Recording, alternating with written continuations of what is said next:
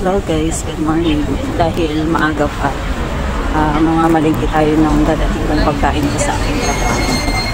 So nakabili na rin ako ng ibang gulay sa ibang store. Pero dadaan tayo sa kabilang store, bibili tayo ng dragon fruit. Sarap kasi siya, matamis.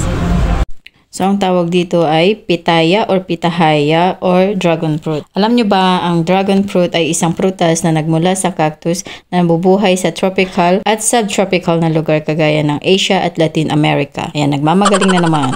Ito ay mayroong dilaw o pulang balat na may berdeng kaliskis, na may tinik, sa loob ay may puti, magenta at pink na laman na may maliliit na itim na buto.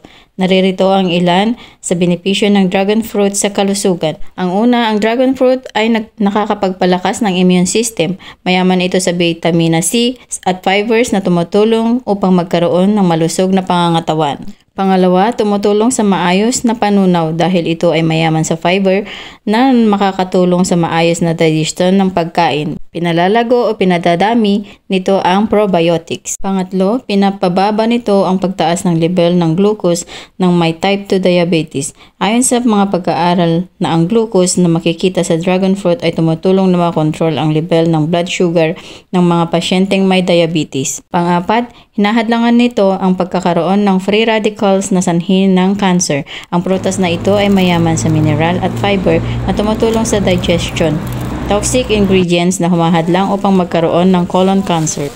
Panglima, ang prutas na ito ay may antioxidant, may mataas na presensya ng level ng vitamina C, mineral at phytoalbumin na isang magandang basihan na panlaban sa free radicals at pagkakaroon ng antioxidant properties. Ika-anim, tumutulong din ito na makontrol ang level ng kolesterol. Ito ay mayaman sa flavonoids na kilala sa mabisang panlaban sa sakit sa puso. Ikapito, ang dragon fruit ay nakakatulong na mapagaling agad ang mga sugat at hiwa. Ikawalo, ang dragon fruit ay nakakatulong sa gana sa pagkain. Kainan pala ito guys, pag wala kang ganang kumain ka na lang ng dragon fruits.